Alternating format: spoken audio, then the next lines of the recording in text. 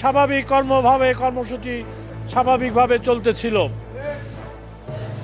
আমরা জানতে পারলাম আসিফ ভুঁইয়ার নির্দেশে কিছু সন্ত্রাসী লোক ঢুকে আমাদের সিটি কর্পোরেশনের কর্মচারীদের মারধর করেছে এবং এর মধ্যে আমাদের এক কর্মচারী মনির, সে এখন অপারেশন থিয়েটারে আছে এবং মৃত্যুর সাথে পাঞ্জা লড়ছে। আরেক কর্মচারী জসিম, সেও খুব ব্যাপকভাবে গুরুতর আহত এবং কিছু সাধারণ পাবলিকও। এই খবর পেয়ে আমরা ঢাকাবাসীর যারা ইশাককে শপথ করানোর জন্য এই আসিফ ভুঁইয়া এবং প্রশাসনের কাছে আমরা বলতেছিলাম, আমরা শুনে সবাই চলে আসলাম। তাৎক্ষণিকভাবে আমরা অনেকেই চলে আসছি। প্রিয় ভাইয়েরা, আজকের এই ঘটনা অত্যন্ত দুঃখজনক। আমরা এই ঘটনার নিন্দা জানাই এবং আগামীকাল সকাল 10টার থেকে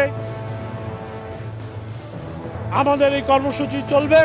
পরবর্তী নির্দেশ না দেওয়া পর্যন্ত এই কর্মসূচি চলবে। দুইজনই আমার জানা মতে দুজনের অবস্থা গুরুতর।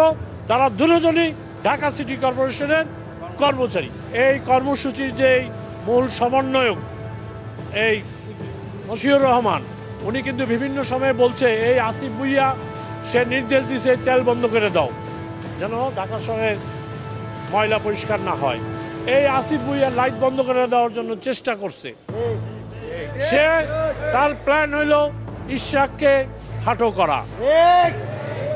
আজকে এই ঘটনা ঘটায়া সে বলতে চাচ্ছে যে এইটা ঢাকা সিটি কর্পোরেশনের নিজেদের কর্মসূচি না, এটা আসিফ ভুঁইয়ার নির্দেশে বহিরাগত লোকেরা, সাথে আমাদের সিটি কর্পোরেশনের কিছু লোক যারা আসিফ ভুঁইয়ার পেইড ওয়ার্কার, তারা এসে এই গণ্ডগোলটা ঘটায়। আসিফ ভুঁইয়া আমরা টিভিতে সবাই দেখছি, সে এই ঢাকা নগরবাসীকে থ্রেট করছে যে এইভাবে মেনে নেওয়া যায় না। আমরা কিন্তু ঢাকা নগরবাসী আমরা এই কর্মচারী স্থগিত করে দিয়েছিলাম।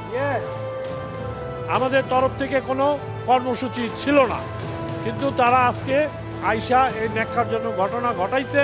আমরা নগরবাসীর পক্ষ থেকে আমরা এটাকে নিন্দা জানাই।